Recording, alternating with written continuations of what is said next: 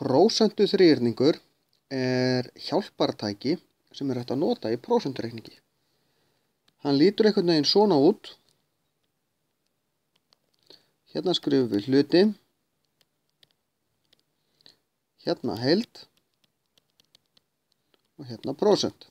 Reyndar skiptir engu máli þó við víxlum þessu hérna tveinu. Hér er í raun deiling, en hér er margföldun. Síðan ef ég er að lesa dæmi og þegar erum að leysa prósentudæmi, þá eru þau alltaf þannig að það er gefið eitthvað tvennt af þessum þremur, en við að finna það þriðja. Við getum ekkert gert, við vitum bara eitt. Við verðum alltaf að vita 2, annarkvort þessi 2, þessi 2, þessi 2, því þá getum við fundið það þriðja. Og ef ég á að finna hve mörg prósent 2 eru af 5, þá sé ég að það er verið að spyrja prósent. Þá held ég fyrir prósentumerkið.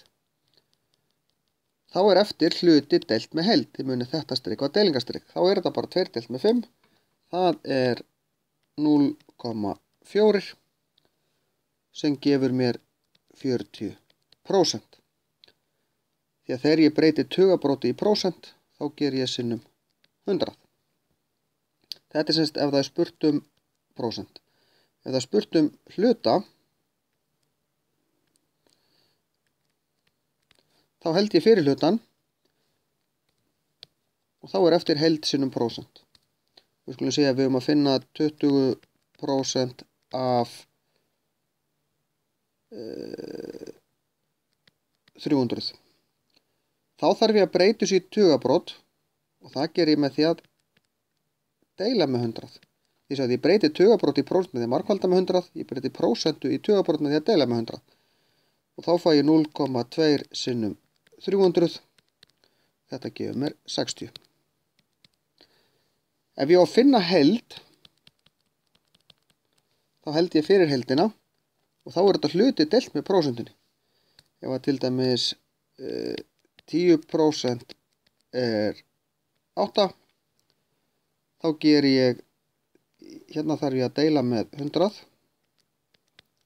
til þess að fá tugabróti, það er 0,1 deilt með 8.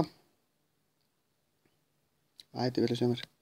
Ég þarf að gera 8 deilt með 0,1 og þá fæ ég 80.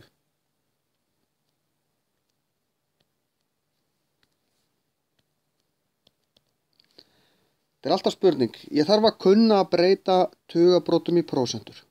Og prósentum í tugabrót, því ég þarf alltaf að vinna með tugabrót. Þess að það standi hérna prósent, þá er ég alltaf að vinna með tugabrótið. Síðan að passa hluti og heild, þetta er deiling, þetta er sinnum. Þá get ég leyst þessar 3 gerðir af svona dæmum.